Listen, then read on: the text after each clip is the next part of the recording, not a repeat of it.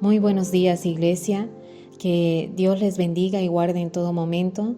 Continuamos con el libro de los Hechos. El título para hoy es Una comunidad llena del Espíritu Santo. Leemos Hechos capítulo 2, versículo 37 al 47 en la versión Reina Valera 60. Dice así: Al oír esto, se compungieron de corazón y dijeron a Pedro y a los otros apóstoles: Varones hermanos, ¿qué haremos?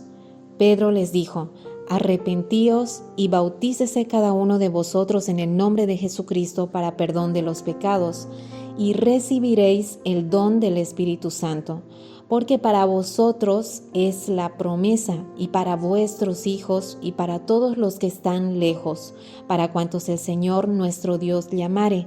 Y con otras muchas palabras testificaba y les exhortaba, diciendo: Sed salvos de esta perversa generación. Así que los que recibieron su palabra fueron bautizados y se añadieron aquel día como 3,000 personas, y perseveraban en la doctrina de los apóstoles, en la comunión unos con otros, en el partimiento del pan y en las oraciones. Y sobrevino temor a toda persona, y muchas maravillas y señales eran hechas por los apóstoles. Todos los que habían creído estaban juntos y tenían en comunión todas las cosas, y vendían sus propiedades y sus bienes y los repartían a todos según la necesidad de cada uno, y perseverando unánimes cada día en el templo y partiendo el pan en las casas, comían juntos con alegría y sencillez de corazón, alabando a Dios y teniendo favor con todo el pueblo, y el Señor añadía cada día a la iglesia los que habían de ser salvos. En estos versos podemos ver cómo la predicación del Evangelio provoca cambios internos en los oyentes. Dice que los que oyeron a Pedro se compungieron de corazón. El mismo Pedro tuvo un cambio interno sorprendente. La prédica de Pedro que leímos ayer fue un apasionado testimonio ocular de lo que vivió con Jesús. Hizo una descripción de cómo los hechos que rodearon la muerte y la resurrección de Jesús cumplieron las profecías del Antiguo Testamento sobre el Mesías. La seguridad y valentía con la que hablaba Pedro era tal que no tuvo temor en denunciar a los que habían asesinado a su Mesías, y no eran pocos, era una multitud. El verso 36 dice: A este Jesús, a quien vosotros crucificasteis, Dios le ha hecho Señor y Cristo. Ellos quedaron en shock ante la denuncia de Pedro, que los responsabilizaba de haber asesinado a su Mesías. Definitivamente ya no era el Pedro que negó a Jesús 3 veces. Luego de oír el mensaje se sintieron profundamente conmovidos, dice la palabra. En la versión 60 dice que se compungieron. La palabra griega para compungir significa traspasar o atravesar. Y es lo que dice la Biblia, que la palabra penetra hasta lo más profundo de nosotros. La presencia del Espíritu Santo quebrantó los corazones de todos los que estaban allí. Esto produjo una profunda convicción espiritual, a tal punto que preguntaban: ¿y ahora qué haremos?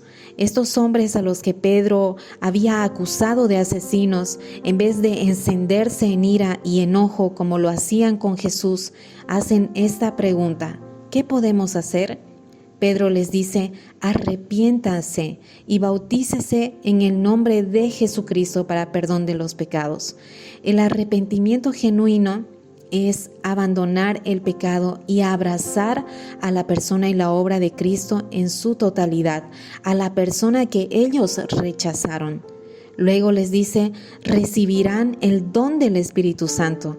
El Espíritu Santo es un regalo y a la vez un sello de que somos salvos. El Espíritu Santo nos da poder para vivir una vida de fe. El verso 39 es una hermosa promesa para nosotros. Dice: porque para vosotros es la promesa, y para vuestros hijos y para todos los que están lejos, para cuantos el Señor nuestro Dios llamare. Es decir, para todos. Este es un tema importante del libro de los Hechos, que el mensaje no solo alcanza al pueblo de Israel, sino a cuantos Dios llamare, a los que están lejos del conocimiento del único y verdadero Dios. Y esta promesa nos alcanza también a nosotros, a nuestros hijos, a nuestra esposa, esposo, a nuestra familia, a la familia Luz del Mundo, a todos los que nos están escuchando. Es una promesa que puede hacerla suya, que puede ser real en su vida. Dice, es para ustedes la promesa. Ese día cuando el Espíritu Santo se derramó, 3,000 personas creyeron, se arrepintieron y fueron bautizados. Los cristianos practicaban 4 puntos importantes.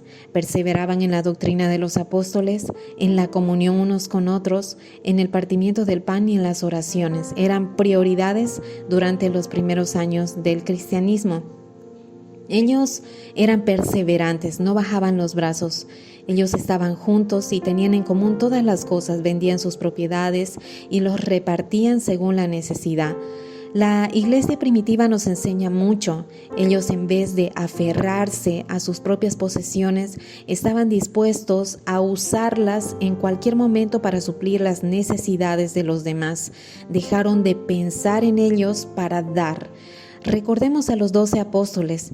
En los 3 años que estuvieron con Jesús, eran muy egocéntricos. Pensaban en la posición que Jesús les daría luego que Él ya no estuviera con ellos. Ahora los discípulos son otros. Ellos guían a hombres y mujeres que estaban dispuestos a dar de ellos sin reservas. Todo esto, más que ser un resultado del esfuerzo humano, todo esto es por la obra del Espíritu Santo. La vida de los creyentes de la iglesia primitiva se resume en la palabra perseveraban. Ellos perseveraron ahí en el aposento alto, esperando ser llenos del Espíritu Santo. La obediencia de ellos hizo que el Espíritu Santo descendiera. Ahora los primeros cristianos perseveraban en la doctrina de los apóstoles y en la unidad, en amarse los unos a los otros. ¿Nosotros perseveramos en la búsqueda del Espíritu Santo? Hoy la palabra nos enseñó cómo reaccionaron los que oyeron la predicación de Pedro. La pregunta es, ¿cómo reacciono cuando me siento compungido o movido por el Espíritu Santo mientras oigo la palabra? Hoy el Señor me desafía a perseverar. Los primeros cristianos perseveraron en la doctrina de los apóstoles, en la comunión unos con otros, en el partimiento del pan, en la oración. La pregunta es, ¿estamos perseverando en ello? La palabra nos enseña que no es el resultado de un esfuerzo humano, es la obra del Espíritu Santo. El verso 39 nos dice que para nosotros es esta promesa, así que anhelemos ser llenos del Espíritu Santo. Papá, es hermosa tu palabra, queremos lo que vivieron los cristianos de la iglesia primitiva. Gracias por esta promesa que se extiende a nosotros, por lo que hiciste por nosotros podemos tener este regalo, ser llenos con el Espíritu Santo. Llénanos, Señor. Gracias por lo que nos enseñaste durante la semana y lo que hoy aprendimos. En el nombre de Jesús. Amén.